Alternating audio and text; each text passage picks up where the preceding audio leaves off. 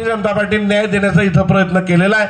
म्हणून सर्व तुम्ही बघू नका उमेदवार कोण आहे, काय आहे, कोणत्या समाजाचे काय आहे। या वाड्यातील जे सुद्धा असतील, माळी असतील, लेवा पाटील असतील, तेली असतील, धनगर असतील, कोणी सुद्धा, या वाड्याची जबाबदारी आहे। या वाड्यातलं नेतृत्व या वरंगाव शहरावर कसं होईल याच्यासाठी तुम्ही प्रयत्न करा।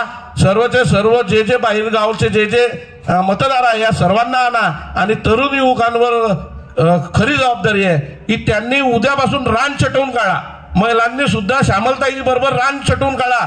या शहराचा गल्ली गल्ली घराघरात जा, घराघरात जाऊन त्यांना समजवा की मतदान कशासाठी करायचं आहे, आपल्या शहराच्या विकासासाठी करायचं आहे, आपल्या कमळावर करायचं आहे आणि पस्तावाचा टाइम येऊ देऊ नका। आपण आपल्या परिसरातील ग्रामपंचायती बघा की जिथं जिथं सरपंच हा सत्तेच्या विरोधात जेव्हा एखादी पाऊल उचलतो तेव्हा त्या गावातील नागरिकांची परिस्थिती कशी असते, त्या गावाची परिस्थिती कशी असते हे राजू भाऊ चांगले आज त्यांना माहिती आहे की त्यांच्या गावातील सरपंच प्रवाहाच्या विरोधात असल्यामुळे त्या गावावरचे परिणाम आज काय आहे हे त्यांना चांगल्या प्रकारे माहिती आहे। म्हणून असं जर होऊ द्यायचं नसेल तर तुम्ही सर्वचे सर्व भारतीय जनता पार्टी सोबत राहा आणि खरोखर सुधाभाऊंना आणि वहिनींना जर श्रद्धांजली द्यायची असेल तर तिन्ही उमेदवारांना या 1 नंबर प्रभागातून 90% मतदान करा ही सर्वांना कडकडीची विनंती करतो।